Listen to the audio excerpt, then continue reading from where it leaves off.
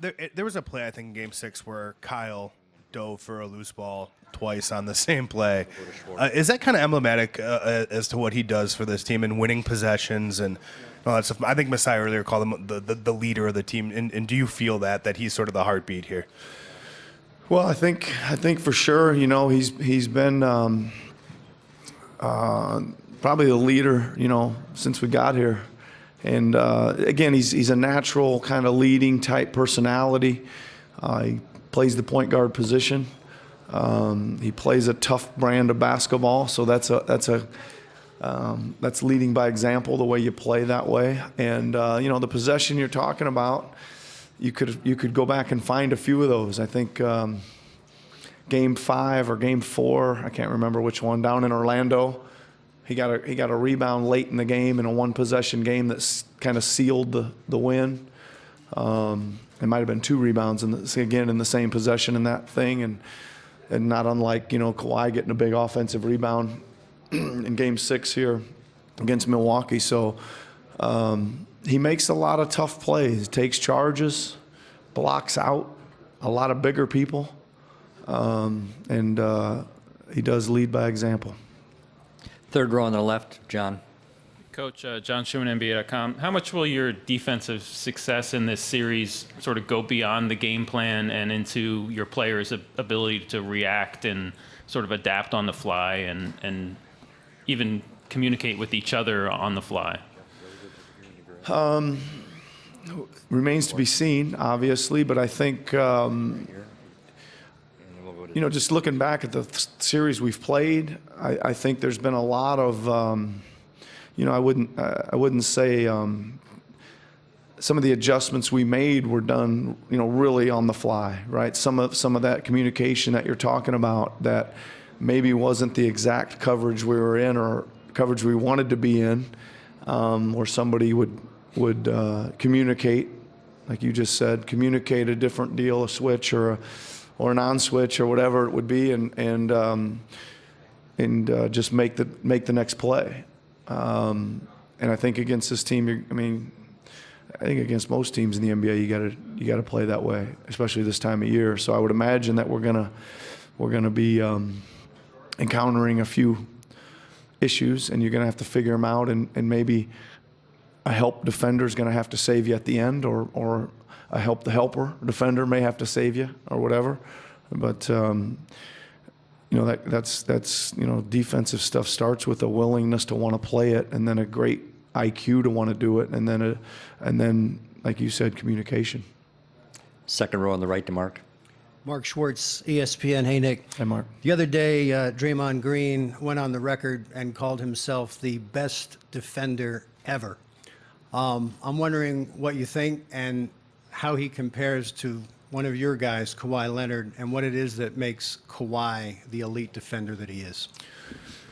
Well, I would say that both those guys are in the same discussion, right? I always think that there's always a discussion of some guys, and they're right there, and I would say both of them. First of all, you got some physical abilities, some God-given abilities. You got some size, speed, athleticism, quickness.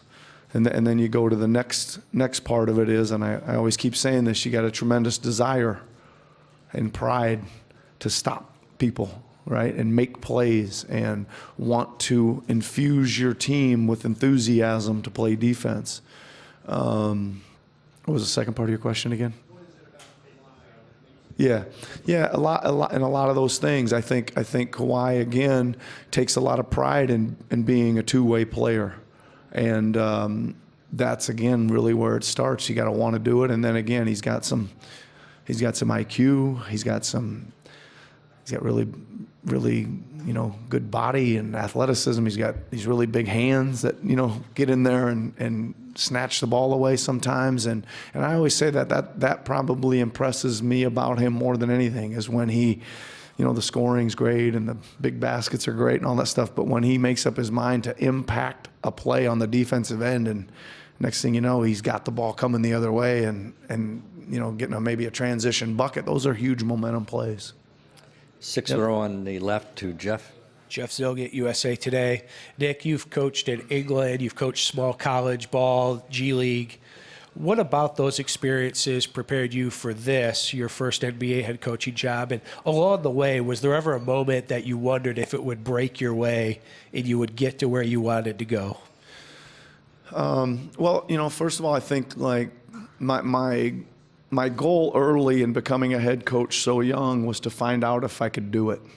I just wanted to see if I could be a good head coach and then start learning from head coaching. So all those stops of, I don't know how many years it was, 18, 20 years of being a head coach in, some pretty remote places was still, I think, valuable learning experience for me from just, running and managing the team and being up in front of a team and preparing scouting reports and trying to figure out chemistry and lineups and schemes. I used a lot of it as a testing ground. I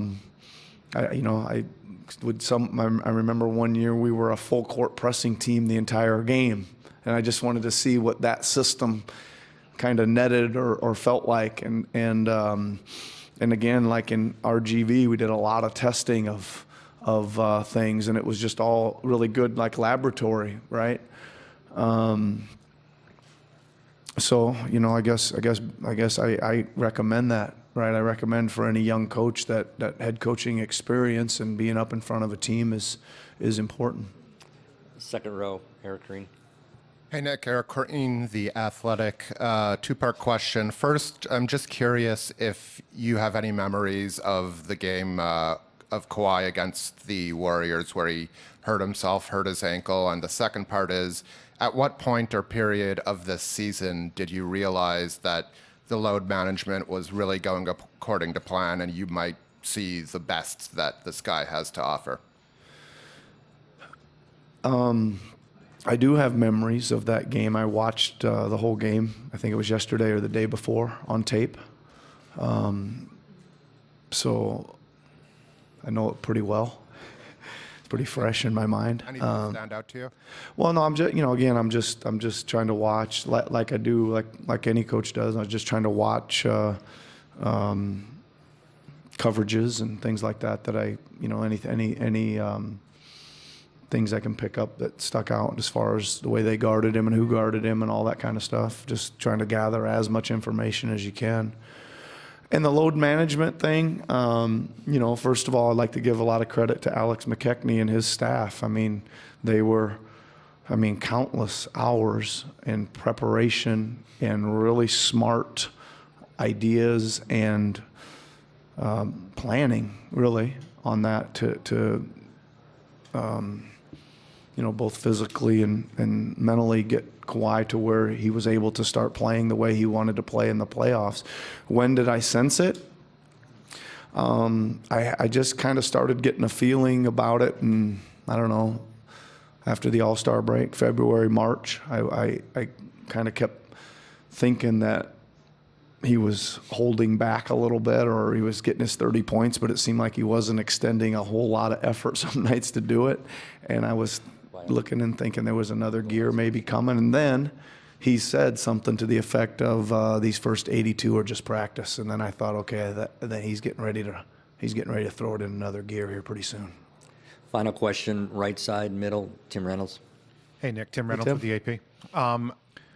Another Kawhi defense question, but him on the offensive end, the Warriors have probably more guys than any other team in the league that can throw an elite body in front of them. They can throw Clay, they can throw Draymond, they're going to throw Andre. I think everybody expects that.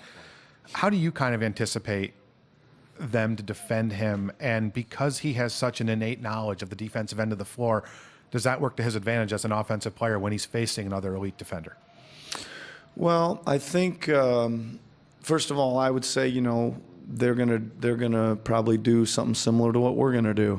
There's a lot of bodies that can guard a lot of different people, and I think you in a series are gonna see a lot of different people. And plus, in this game, which these guys probably have maybe, I don't know if they invented the they've brought the switching defense to prominence years ago. Then now that everybody's, so both teams are going to be switching a lot. So matchups naturally, ends up heck in one possession, three different guys are guarding a guy because there's screening going on. So I think both teams probably go in with the mindset of, okay, that's our ideal matchup. And, your chance to play primary defender if you don't want to switch some stuff and keep a certain guy on him that's having good luck. And yeah, I just think, any of these guys in the league that are such great scorers, they see so many different schemes and defenses, and as the years tick by, they'll see switching, they'll see denials, they'll see double teams, they'll see, come after one dribble. They'll see all kinds of things that they get used to playing. And I would say probably their knowledge of defense translates to how they would defeat some of that stuff. Yeah. Thank you. Okay, thanks a lot. Kawhi's next.